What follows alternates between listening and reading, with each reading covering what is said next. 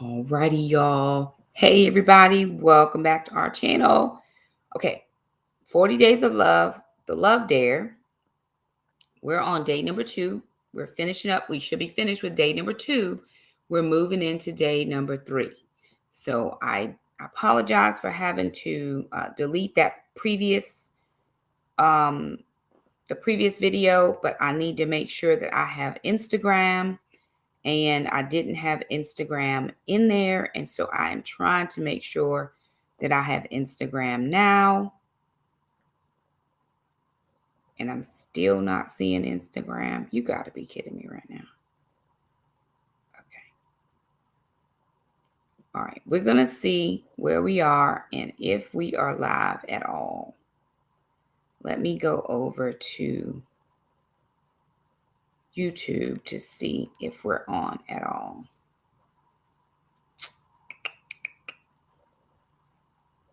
Okay, I do see I'm live on YouTube, but I don't see that I'm live on Instagram. Why? Come on, Instagram. Instagram does not want me to be great right now.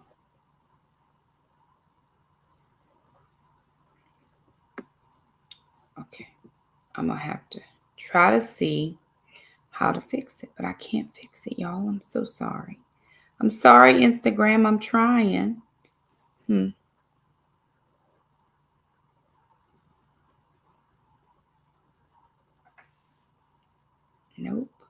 There's something wrong with Instagram, and I don't know what it is.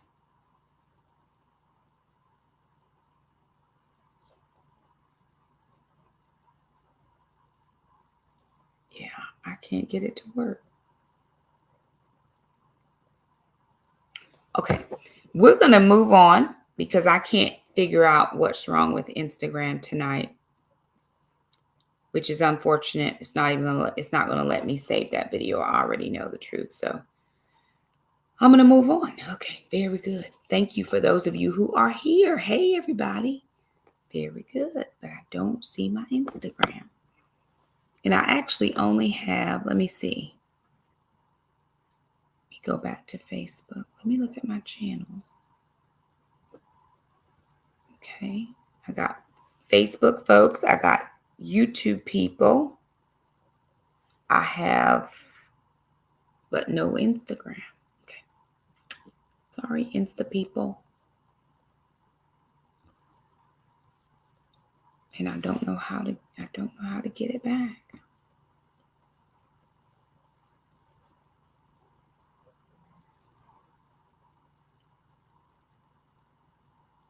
Okay, let's see if it will let me view it on Instagram. View on Facebook. Let me see if it will let me view on Instagram.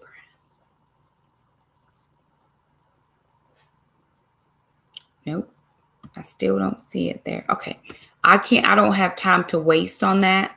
So I am going to turn that one off because I don't have time to focus on it tonight. 1, 2. We just going to go with what we have. We're going to go with what we have. And I will figure out the next time. So you all let me know where you're chiming in from. There's something glitching over on Instagram, and I don't know what it is. So I do apologize. Excuse me. To my Instagram family, I will make my apologies to them again tomorrow night. I have no idea why it's glitching and why it will not let me do the things that I feel like I need to do. But yet, we're moving on. Okay, you guys chime in the chat. Let me know where you're chiming in from. And then we're going to jump in to recap day number 2. Day number 2's dare says, in addition, can somebody chime in the chat for me? Just type something in the chat and let me know that the chat is working because something else is missing on here now. I'm not sure why this thing is glitching tonight, but such is it at times. Okay. Day 2's dare says, in addition to saying nothing negative to your spouse again today, Do at least one unexpected gesture as an act of kindness. And I put a random act of kindness on my paper. Now, yesterday for day one, the first dare was no negative comments. And I know some of us did not make it through day one. I get that. Thank you so much. Hey, Miss Sue. Thank you, Miss Patrice. I appreciate that. I'm just trying to figure out all my logistics here because it's weirding me out right now, but we're good. Hey, how are you? Good to see you from Toronto. Well, all righty then. Hey, everybody. Thank y'all so much for joining me. If you're new around here or you're new to the Love Dare, every year for the last 3 years, this is my third year through, I'm doing what's called the 40 Days of Love Challenge. And what that is, it's based on this book by Stephen and Alex Kendrick, or the Kendrick brothers, from a movie that they did called Courageous, starring Kirk Cameron, back in the early 2000s. And so they do a 40 days of love challenge where you're challenging your spouse, your loved one, your significant other. It's typically for husbands and wives, but if you're engaged or you've asked someone to marry you, that kind of thing, or you desire marriage. I desire marriage. I'm not married right now, but there's some key components in here that all of us can use, that we can learn from, that we can glean from, even pre-marriage. So every day for 40 days, and we started on January the 5th, which is Sunday, and we'll go through February the 13th. That way on Love Day, February the 14th, if anybody wants to go out with their significant person or whatever, you're not trying to come in and figure out what day 40 is on Love Day. We're finishing up a day early this year. So every day you get a specific reading that talks about that particular topic. Day number 1 was love is patient. And as a source verse, it gave you Ephesians 4:2. It says, be completely humble and gentle, be patient, bearing with one another in love. Your dare for that day was to not speak anything negative to your spouse. Then you had day number 2, which was yesterday. We prepped yesterday. Today is day number 2, which love is kind. And in addition to not saying anything negative, because now we're building on the dare from the day before, in addition to not saying anything negative, you were supposed to do a random act of kindness towards your spouse. Now, did anybody do the random act of kindness? Anybody? And we did have a list of random act of kindness things yesterday. I'll see if I can find that list on my phone. I won't bring it up on my computer because it slowed my computer down yesterday.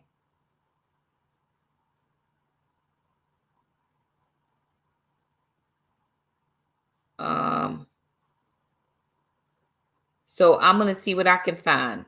Random acts of kindness. This was just the list that we had. Make their favorite meal unexpectedly. Leave them a note somewhere. They'll find it. Do a chore that they usually do without being asked. Give a surprise hug. Fill up their car with gas. Bring them coffee in bed. Plan a small spontaneous date. Compliment them genuinely. Listen to them. I suggested you could also do like a Grubhub or a DoorDash, because somebody helped me remember DoorDash yesterday if they forgot their lunch at work. Just something very random that they would not be expecting. Did anybody do the random act of kindness? Anybody? It was be spontaneous, be spontaneous about it. Okay. All right. Well, praise God. I hope you did them. Some of y'all are just maybe camera shy and you don't want to say it on camera. That's perfectly fine. But here's what I think. Just as I was saying that, the Holy Spirit was bringing this to my mind. And I just filmed a reel about doing different things, right?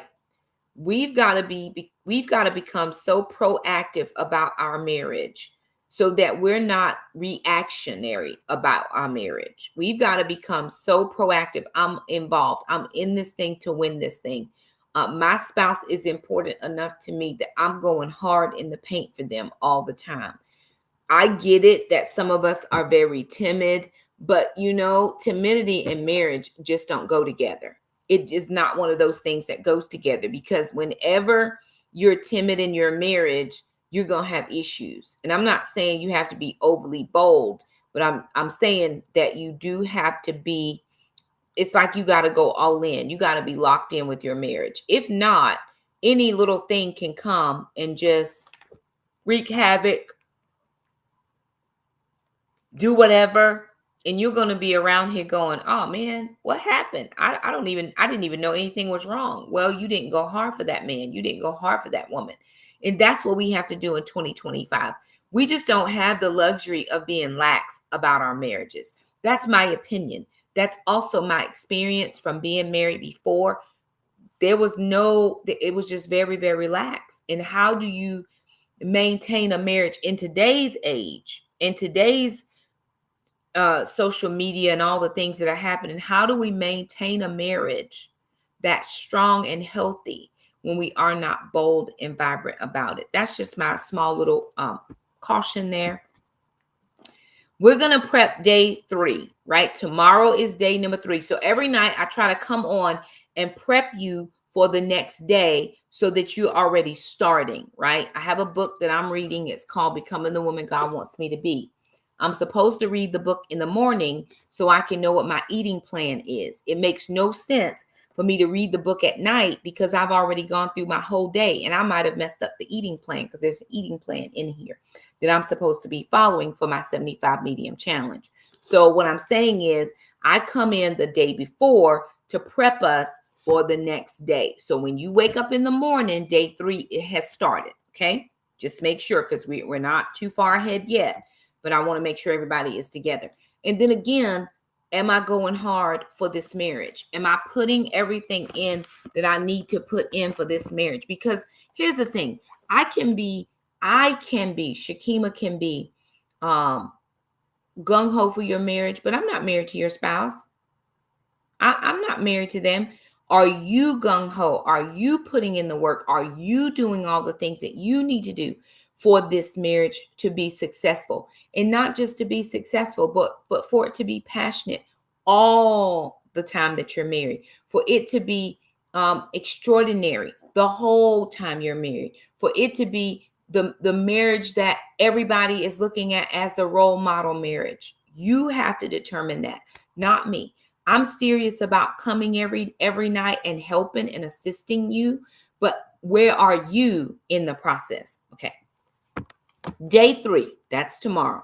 Love is not selfish. Now, remember when we did the marriage evaluation, for those of us who did the marriage evaluation, I did my marriage evaluation, and it told you or broke down for you what day was what attribute. So day 3 is an attention day. Day 3 is all about your spouse getting your attention some type of a way, or you giving them the attention. Now, remember, when you're doing the 40 days of love, your spouse doesn't necessarily know that you're doing this, right? We're not broadcasting, well, I'm doing the 40 days of love for you, and you ain't even trying to respond. They may never respond. They may not respond to day 39. They may respond on day 53 because you decided to go through it again because you didn't give it your best effort the first time. So this is about you. We go through this. Some of us approach this as God's going to fix my spouse. Well, I am probably here to tell you that going through this, God's fixing you. God has a work that he wants to do on the inside of the person that is doing the dare towards their spouse. Things about you should be changing as you engage with this content, as you listen to the videos, as you read through the scriptures, as you do the marriage evaluation to kind of see where you're strong and where you still have areas for improvement. Does that make sense? I hope it does. Okay. Day 3.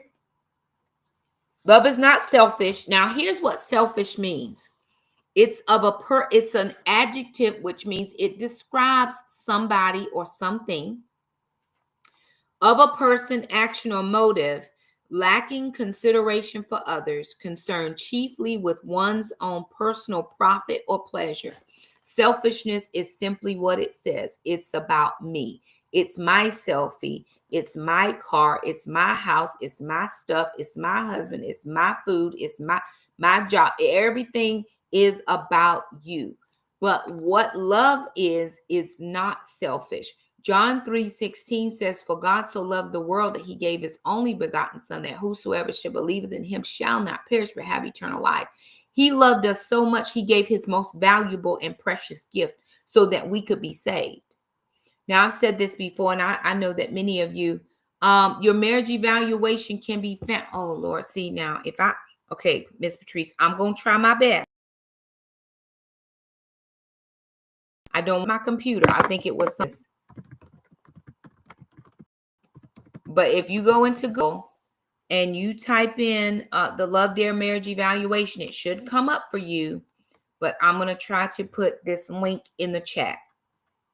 And so what it is I think it's 35 questions. You answer strongly agree, disagree, you agree. Those are your answer choices. And then at the end of the survey, it will give you some results. It'll tell you out of all 7 of the attributes: attention, affirmation, acceptance, affection, allowing, apology, and abiding. It will tell you what your score is and whether that's clearly a strength or there needs to be areas for improvement in that particular area. So it's a good tool. I've determined that it's a good tool. No, don't worry about that. Last night, if you were not here last night, I was trying to share some additional resources and it totally froze up my computer. But I don't think it was the evaluation. I think it was something else I was trying to share that was also a good help resource, but it just froze up my computer. But again, if you type in the Love Dare Marriage Evaluation, you should find it. But I did post the link and it will take you right there. They have one for marriages and one for parents. So depending on what you're doing. What I like about that evaluation is it gives you a bird's eye view into you if you answer correctly. The first time I took the evaluation, I made a 600 out of 1,000. 606 to be exact. Last year, 606. But I was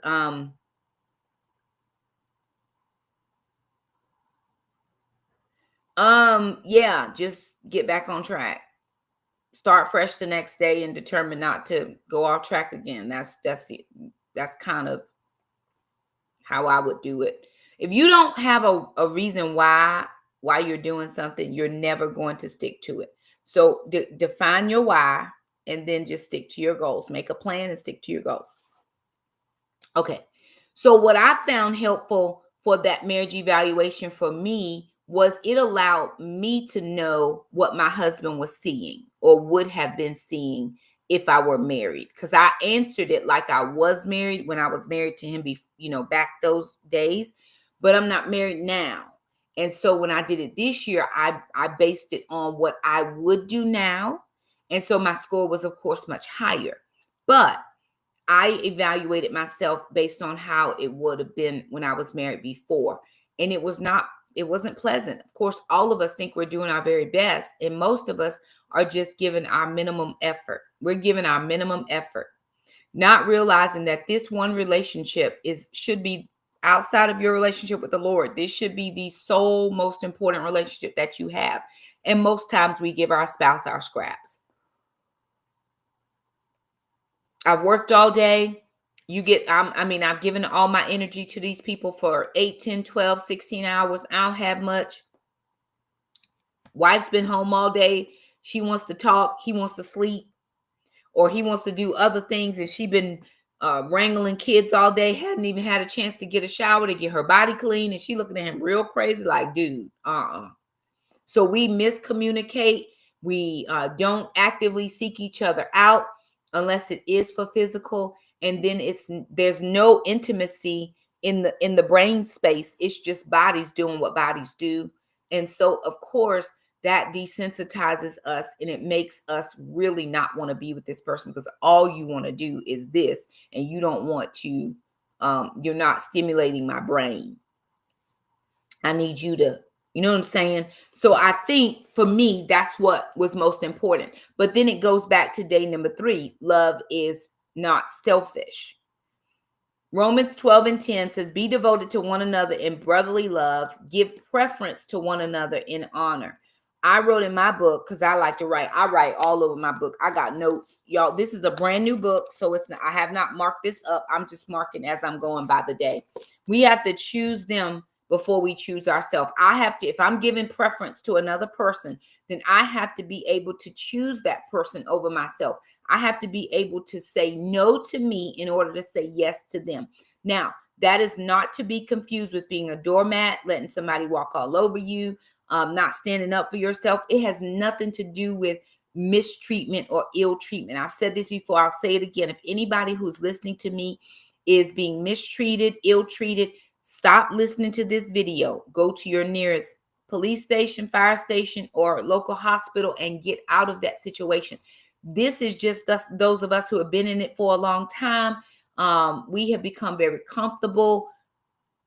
We no longer give preference or precedence to our spouse. It's just whatever, whenever, whoever, however. That's I'm not talking about anybody that's in imminent danger. I'm saying that we have to choose our spouse sometimes over us. That's being selfless and not selfish, because what I realize is selfishness then leads to self-centeredness, and everything revolves around you. I get what I want, say what I want, go where I want, spend what I want. And then the other spouse does not have any leeway to do that, because anything they do that takes away from what they're doing for me is now going to put me in a type of way feeling. You are going to serve me. You are going to do what I say anytime I say it. And that's that selfishness. What they say, I'm on page 11 if you have the book, and if not, there's a PDF for you that you can Google the Love Dare PDF, and it will pull up the entire book for you that you can read. You can scroll through. It says selfishness and love are in constant opposition to one another. They're always going to fight each other. I want my way, and love says I don't have to have my way. I'll give my way away. Does that make sense? Selfishness says I want my way. Love says I give away my rights so that you can have all of the rights. And here's how it works in marriage. If I'm being selfless and my spouse is being selfless, then we're both serving one another. So it's not that we are self-serving, we are serving each other. And because we're serving each other, filling each other's dreams, goals, wildest dreams, and all that, bare necessities, basic needs, when we're doing that with each other, then we should have a harmonious, symbiotic unity in our marriage. There should not be any strife. There should not be any contention. We should be going in the same direction. Amos 3:3, how can two walk together lest they be in agreement? That doesn't mean that we're always going to agree. We may have to have a discussion. I may not see it the way they see it, but selflessness says, hey, I don't have to have my way about this. We're not talking about moral standards. We're not talking about going against the Bible. We're not talking about going against your marriage covenant. We're talking about he wants to watch football and you want to watch House Hunters or something. You know what I'm saying? It's those menial little things that really don't have anything to do with anything, but it just makes them feel better. It esteems them better. So I'm going to do what esteems them. I'm going to not be selfish and want it my way. You understand what I'm saying? So selflessness is different than selfishness.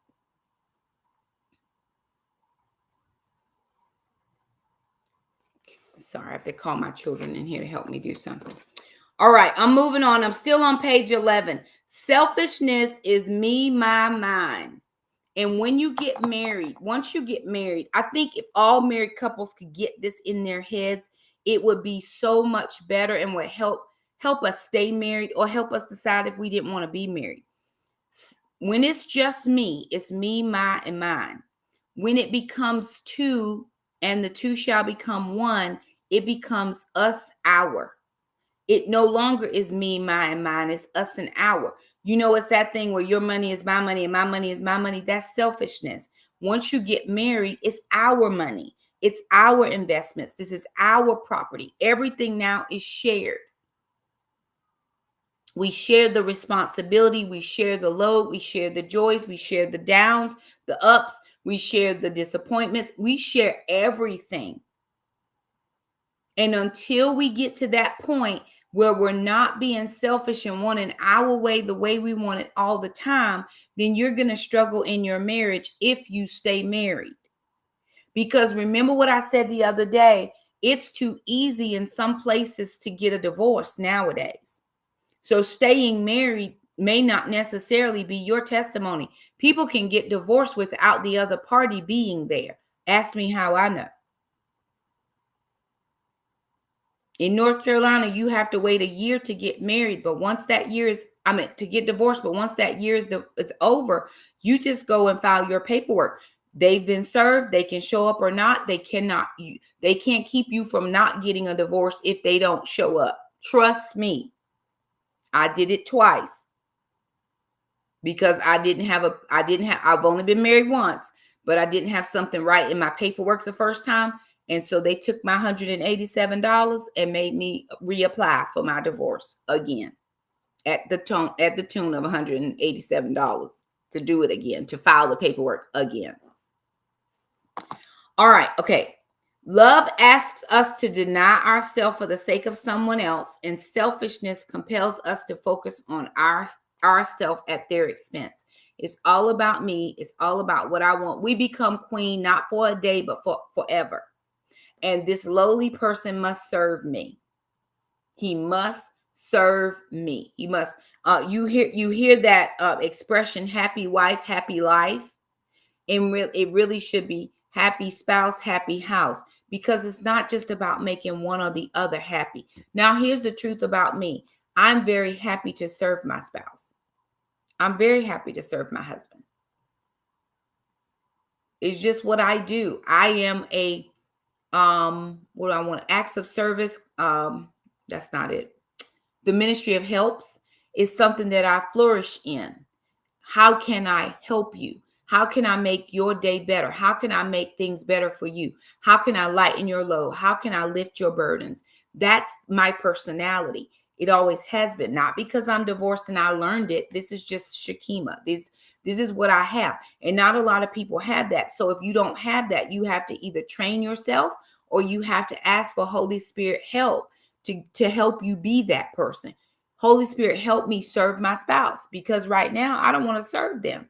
And that means serve them when they treat you good, serve them when they not treating you good, serve them when they just in their mood, serve them when, you just serving all the time. Again, not doormat, but I'm serving out a sense of love for my spouse. Okay. Selfishness says, I deserve, I expect, I want. I expect you to bring home all the money.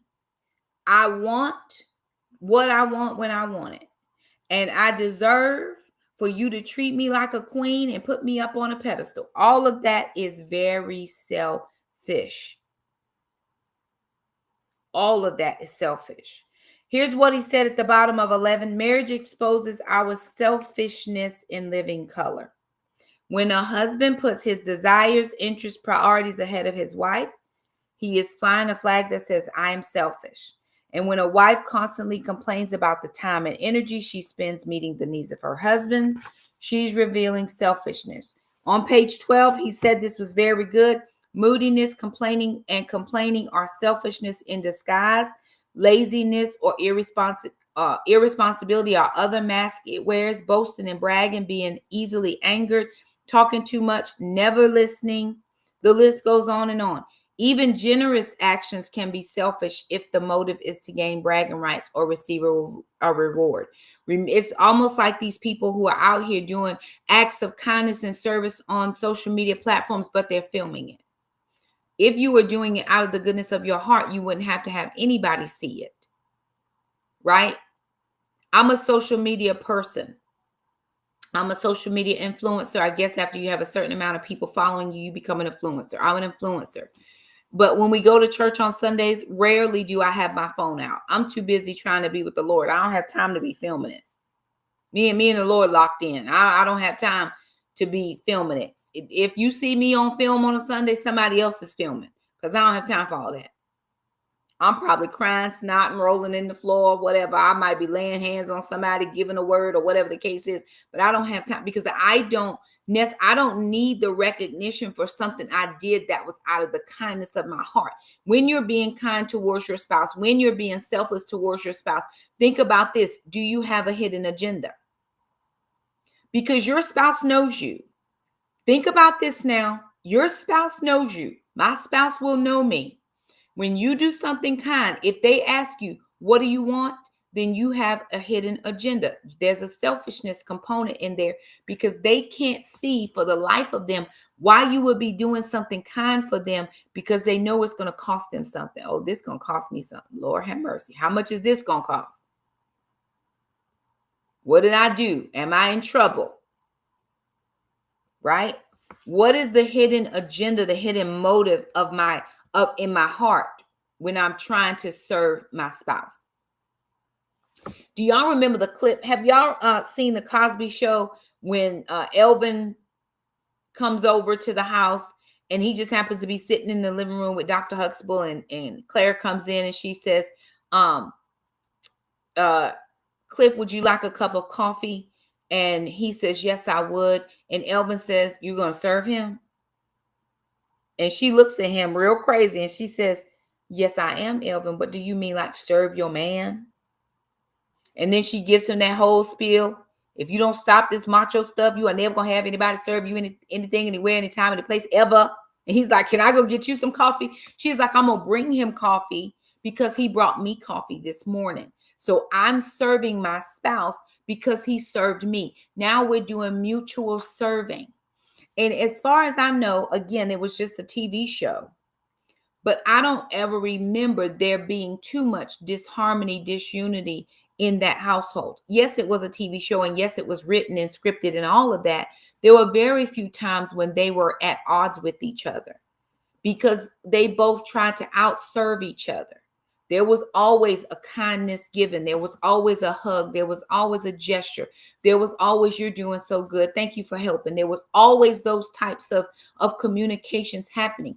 What I think is so detrimental to us now is most of the shows that we see, you got the husband and wife always fighting, or somebody's cheating, or somebody doesn't come home, or somebody is mad and the baby mama drama happens. None of that is going to increase your willingness to serve the other person.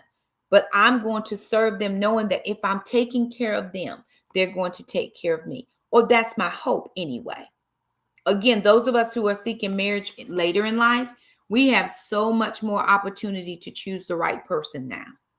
We have such a huge opportunity to choose the right person for us, for where I am at this current stage and phase of my life. I'm not picking anybody that's not on the same road that I'm on. If they still trying to mature, I got to move past that. If they don't take care of their kids, I got to move past that. If they don't have their finances in order, got to move past that, because I'm not bringing anything into my space, my sphere, that's going to cause me to have angst and disunity and disharmony in my marriage. But some of us are in it already and we can't unchoose the person, right? We're in it. So then we take these principles and we then sow into our spouses. If you have your Bible, you may not, but I thought I would read this. Let me find, okay. Philippians chapter 2, verse 3. This is on page 13 at the bottom. And it says, do nothing from selfishness or empty conceit. Other translations will say vain conceit there. But with humility of mind, regard one another as more important than yourself. Regard your spouse as more important than yourself. Well, I'm not about to let no man be running over me. That's not what it said. It said, regard them as more important than you. You know how you would take care of you, so take care of them that way or better. because you esteem them higher. That's what the word tells us and commands us to do. And when we don't do that, I wonder why. Why can't you serve your spouse? What is wrong with serving your spouse? Well, my mama didn't serve my daddy. I'm not about to fix no plate. It doesn't mean don't fix a plate. Can I help everybody figure out this? Do you fix your man a plate first situation? Y'all want to hear the answer to that? Anybody want to hear the answer? Put it in the chat. I'll tell you. If people are asking you, do you serve your man before you serve your kids? That foolishness that's still kind of going on around here. Here's how you put to bed all of that. Sit down at the table and have a family meal. Then nobody has to fix anybody's plate. We all just serve each other. It's called pass the plate, pass the dish. Everybody sits around the table. Dad traditionally starts the serving. He picks up the meat, puts it on his plate, and then he passes it to the wife. You can do away with all of that foolishness by just sitting down and having a family meal together. And nobody has to worry about, am I going to feed my kids first? We're all serving one another. The kids pass the dish. Then the kids get up and they help with the cleaning task. It's everybody serving each other to make this family work. How does your family work? It works the best way that we know how to make it work. May not look like what your family does, but it works for our family. All right, I'm going to move on. He says on page 12,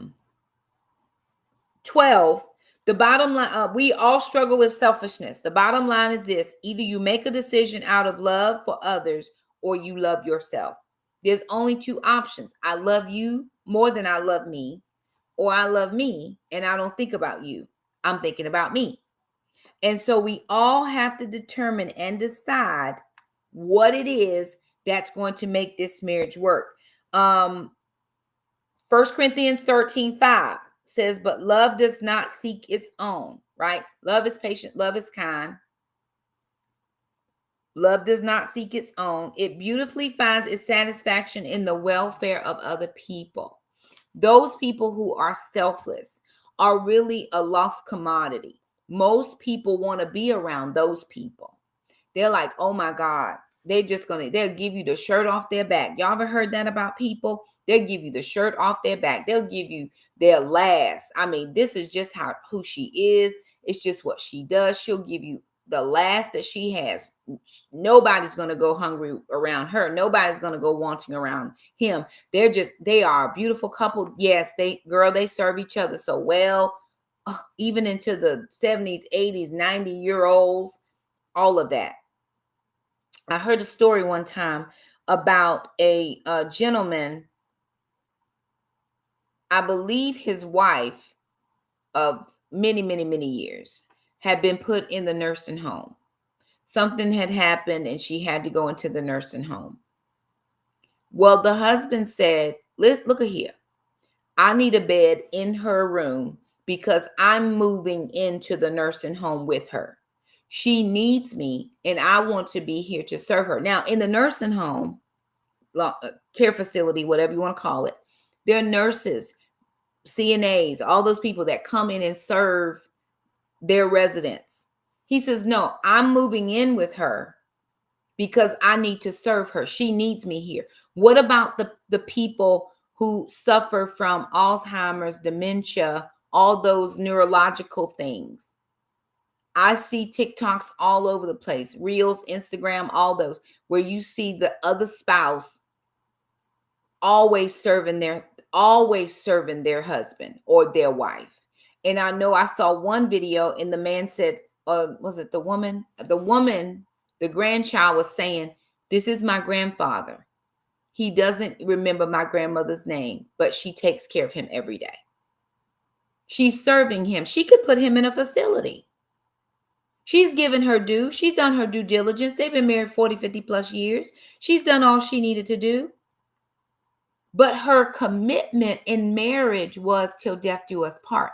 I'm serving my spouse, even if he doesn't remember my name. And if they have put their person in a facility, there was another gentleman, he came every day.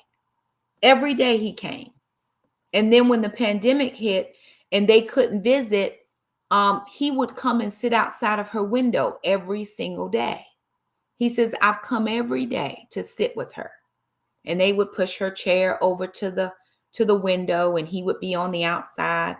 But the window was so tall and he was so far to the ground, and people began to see him. He's old. This man is in his late 70s, 80s. And somebody said, you know what we're going to do? We're going to build a platform. So they built a little platform for him so he could stand up on it and be able to see directly in. And he came every day. And then it started to get cold. So somebody saw him out there and they said, hey, we're going to get you one of those little insulated bubble things that you can sit in, those little tents with the clear tents, and you can sit in it, because he was determined to go and see his wife every single day. That selfless service. He could be in his nice warm house. He knows she's getting the care she needs. He's probably paying for it. But he said, no. I'm going there every day to make sure she has what she needs. I have another friend. She's actually my kid's aunt. Her name is Aunt Vicky. Aunt Vicky was married to Pop, and Pop had some medical issues for 12 years. 12 years Pop struggled with this particular situation. And he had nursing facility, people come in and out of the house. He would not let anybody tend to his particular wound except his wife. 12 years. She had to clean and wipe and redress and all of these things, his particular injury, for 12 years. Are we selfless to that point? No, he got a nurse. She coming in here. He could not. She allowed him to keep his dignity by helping him do those things. Sickness, health, and good and bad, and rich and poor, to death do us part. All those things that we said on the wedding day when everything looks really good.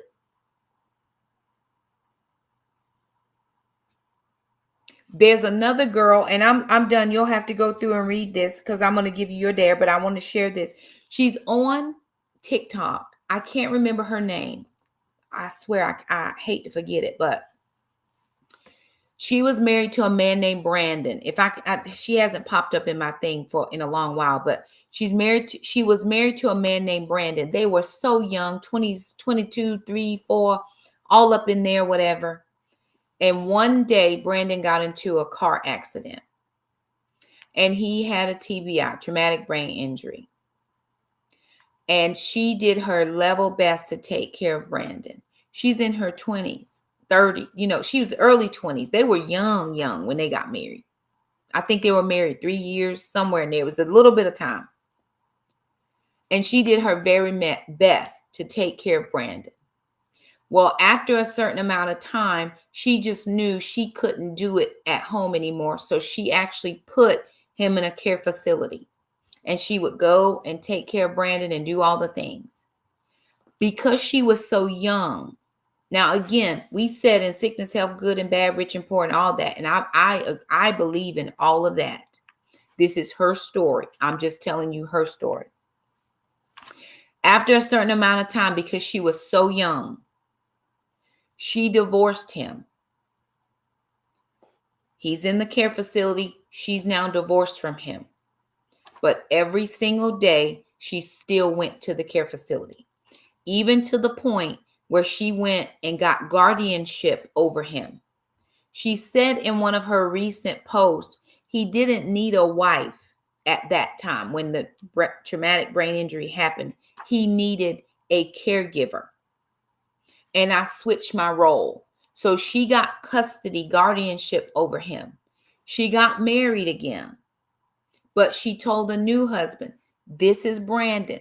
Brandon's a part of my family. If you marry me, you get Brandon. They had children. She said to the husband and the children, this is Brandon. This is Uncle B. Her kids call him Uncle B. If you get me, you get Brandon.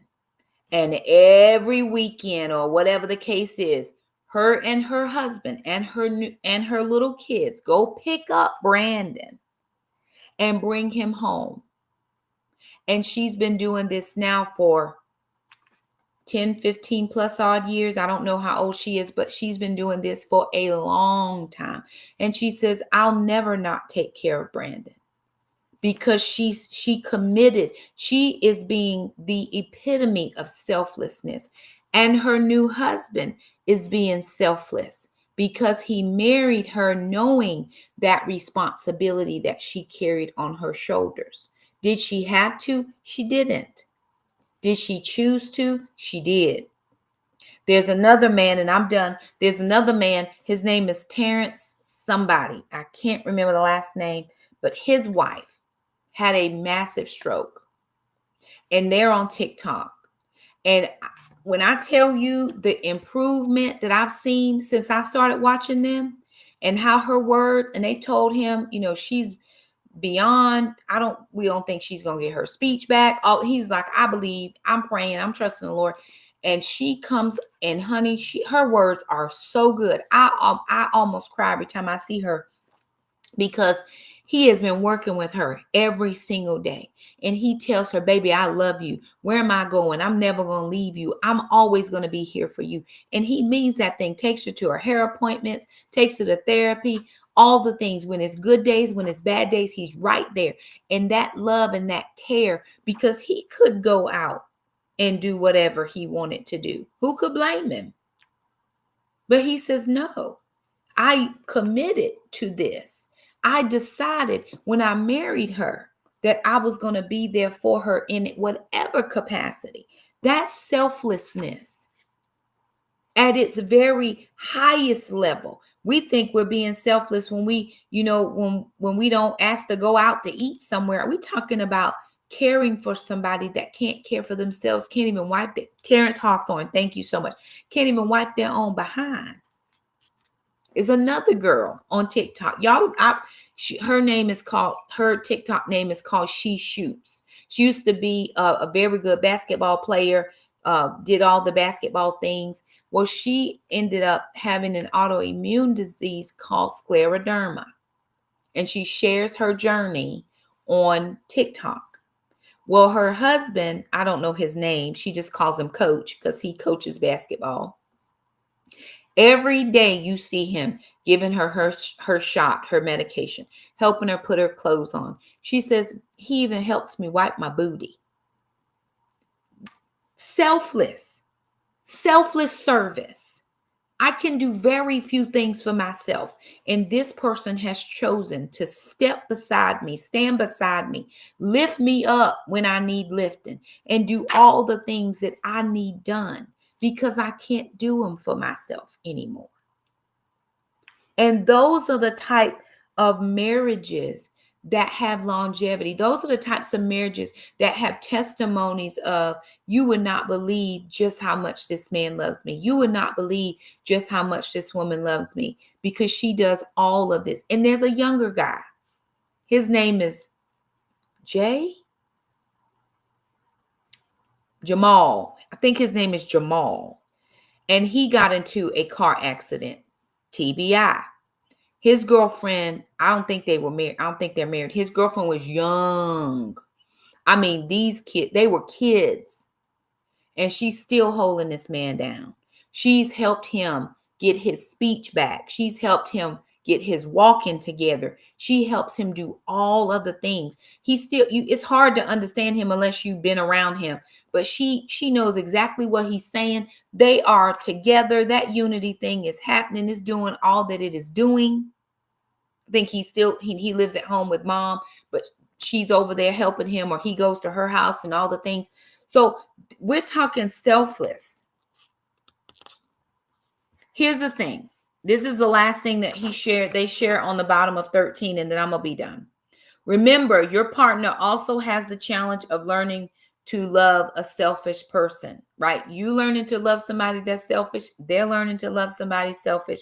But don't wait on them to earn your love. People don't have to earn it. We didn't have to earn Jesus's love. He just gave it. So much so he loved us. He sent his most precious gift to ensure that I would have a chance at eternal life. That's the love that I need to be on. Don't wait for them to earn your love. Determine to be the first to demonstrate real love to them with your eyes wide open. Show them what it looks like by your unexpected example. And when all is said and done, you'll both be more fulfilled. Your dare for tomorrow, day number 3. Whatever you put your time, energy, and money into will become more important to you. It's hard to care for something you are not investing in.